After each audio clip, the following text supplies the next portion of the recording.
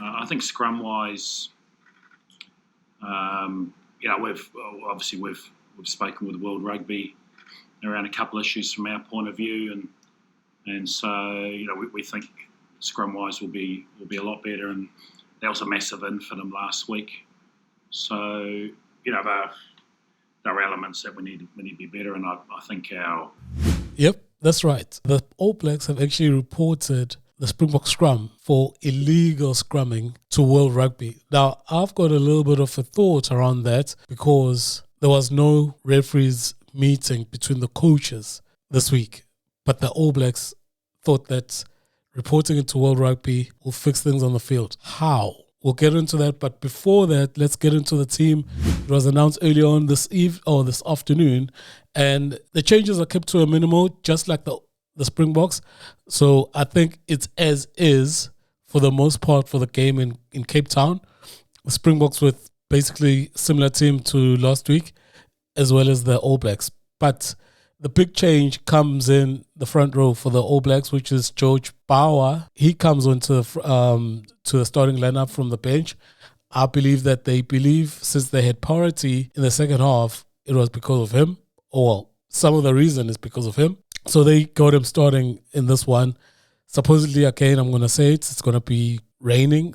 Well, it's predicted to be raining. So I think they're making sure that the scrum is up to scratch for this game because it's going to be very important. Another change comes in the back line, which is going to be Leroy Carter, who comes on for Josh Murby.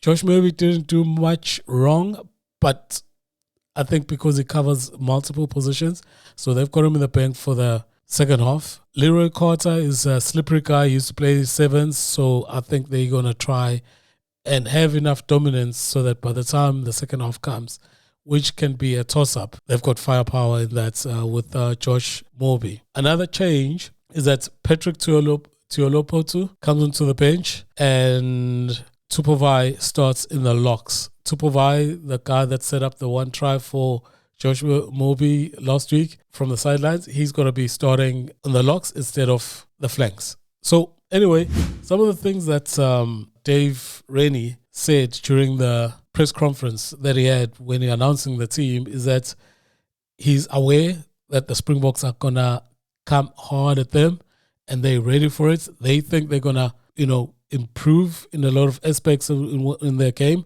So they are ready for that. He did say they struggle to contain the Springboks because the Springboks were getting a lot of go forward ball and getting over the gain line for majority of the game, I can say.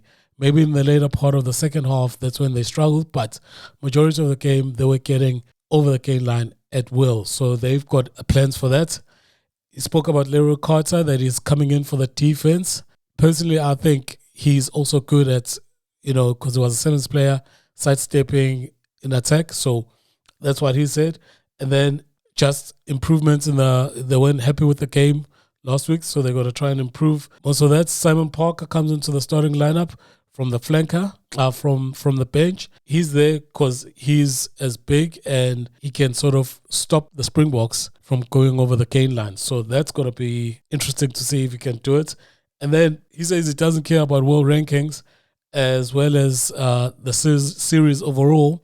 He's just going to attack this game in Cape Town. That's the most important one, which is a little bit different from what Rassi keeps on saying, where he talks about a series as how to manage the players within the series. Dave Rennie even last week was speaking about the game on the weekend and what they're going to do for the game over the weekend and without being distracted about anything else and rankings, which Rassi also touched on, that they are now number one and supposedly the Springboks are the underdogs. And why do the Springboks have to be underdogs to actually start performing? I'm not sure, but maybe it's a South African mentality of some sort.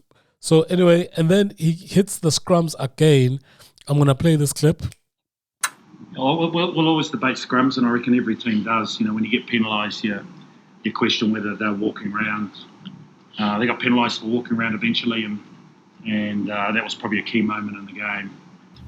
And if you can see from the clip, he's talking about the scrums. At first, he said he reported the Springbok scrum to the World Rugby. And again, he says it's sort of like they're going around the corner.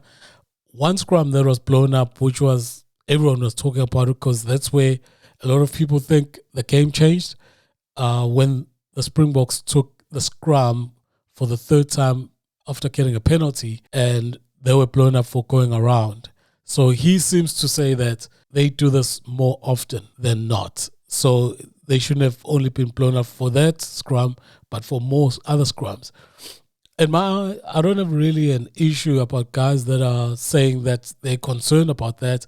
But now, how do you say you went to report the Springbok scrum with World Rugby and supposedly World Rugby gave you an ear and it's going to be a change over the weekend? So since there was no meeting between the two camps and the referee, you can talk to the referee via World Rugby now.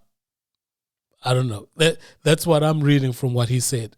I don't know if that's allowed. I don't know if it's a trick play or something like that. But with a response from Thomas Tupou, he said this. Well, can't really make any comments on the fact of what Dave Rennie has spoken to World Rugby about, but we try and stay within the laws of the game as much as we can and as much as we perceive it. And, you know, there's always two sides to the coin. One person sees one thing, one person sees another thing. So one person's walking around as the other person's straight.